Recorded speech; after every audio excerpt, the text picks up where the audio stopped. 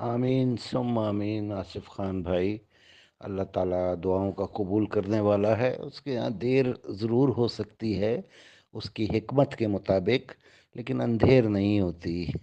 अब यकीन करें, मेरी हैसियत तो उस माँ जैसी हो गई है जो बच्चों को ज़बरदस्ती खाना खिलाने की कोशिश कर रही है, और बच्चे हैं कि मान के ही नहीं दे रहे हैं। माशाल्लाह कसीर तादाद में लोगों ने दी है। और बी फॉर यू के केस का तो मैंने जैसे अर्ज़ किया कि पांसा पलट चुका है। लेकिन बहरहाल इन्हीं मुतासरीन ने बी फॉर यू के कैशवट में भी इन्वेस्टमेंट कर रखी है। अब इदारे को वो एप्लीकेशंस भी दरकार हैं, और उसी के लिए इनको समझाता हूँ, बार बार टाइम भी देता हूँ, अपनी सारी मसरूफियात में से निकाल के कानूनी आगाही भी देता हूँ, एप्लीकेशन का तरीक़ाकार भी बताता हूँ। यानी हर तरह से इनको तैयार करके सब कुछ दे रहा होता हूँ। तो कम से कम इन लोगों का भी ये फ़र्ज़ है कि मौके से फ़ायदा उठाएं। मेरा ख्याल है जितने व्हाट्सएप के ग्रुप्स हैं बी फॉर यू या कैश वर्थ के, मेरे अलावा कोई सिंगल पर्सन ऐसा नहीं मिलेगा कि जो एक एक नुक्ता बड़ी तफसील के साथ, बड़ी फसाहत के साथ, कानूनी तौर पर, शरई तौर पर इन लोगों को बयान करता हो। उसके बावजूद बहुत से लोग शायद ऐसे हैं कि वो इस दर्जे मायूस हो चुके हैं कि उन्होंने अपने पैसों पर फातिहा पढ़ ली है, तो फिर उनका तो कुछ नहीं किया जा सकता। लेकिन आज जो कॉल आई है इदारे से, तो मैं इस सोचने पर मजबूर हुआ हूँ कि कहीं ऐसा तो नहीं है कि इदारा एप्लीकेशंस के लिए कोई लास्ट डेट मुकर्रर करना चाहता हो। क्योंकि जब इन्होंने 2020 में ऑनलाइन एप्लीकेशन फॉर्म सब शो किया था अपनी ऑफिशियल वेबसाइट पे, तो उसके बाद उसके साथ इन्होंने एक ड्यूरेशन भी दी थी कि इतने दिनों तक आप एप्लीकेशंस जमा कराएं। बाद में थोड़ी सी उसमें एक्सटेंशन भी की थी, और उसके बाद दोबारा एक्सटेंशन नहीं की। तो अब बहुत से लोगों ने उस वक्त ऑनलाइन एप्लीकेशंस दी थी, और वो इतनी कसीर तादाद में थी नहीं।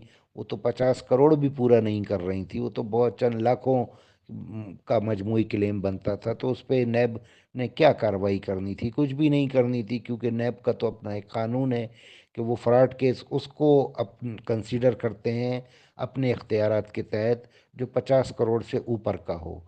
तो ये तो अब जाके, जो पिछले 6-7 महीने पहले मैंने और चौधरी खालिद फारूक साहब ने और एजाज साहब ने कंपेन चलाई मिलकर, सर्विस मुहैया की, तो लोगों ने बेशुमार तादाद में दरखास्तें दी हैं नैब को। उसकी वजह से नैब जो है रीएक्टिव हुआ है।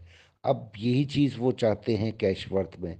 तो अगर उन्होंने कोई डेट फिक्स कर दी कि ये डेट लास्ट है एप्लीकेशन सबमिट करने की, तो उसके बाद उन लोगों का पैसा तो हमेशा के लिए डूब जाएगा जो एप्लीकेशन नहीं दे रहे हैं।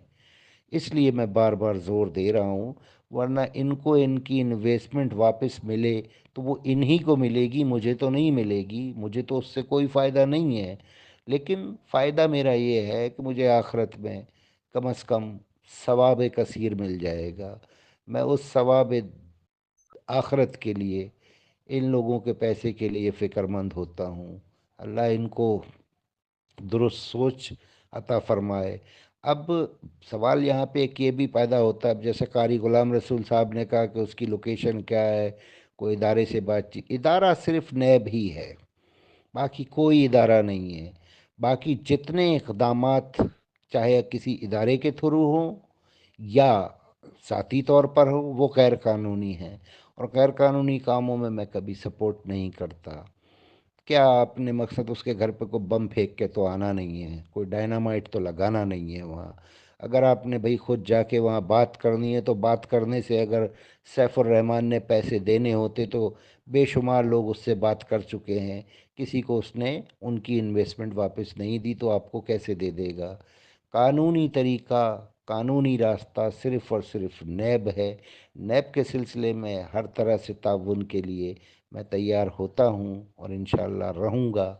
लेकिन बाकी जो इस किस्म की बातें करते हैं कि उसका हमें एड्रेस चाहिए, वो एड्रेस पे जाके आपने कौन सा कोई तोप फिट करके आनी है यार? کچھ بھی نہیں ہونا اس کے پاس جانے سے۔ اور اگر آپ لوگوں آپ کے ذہن میں کوئی غیر قانونی اقدام ہے، کوئی مارا ماری کا پروگرام ہے، تو ایسے کسی پروگرام کو تو میں کبھی نہ سپورٹ کرتا ہوں، نہ حمایت کرتا ہوں۔ بس اللہ ان لوگوں کو درست سوچ عطا فرمائے، دعا کیجیے گا آصف بھائی۔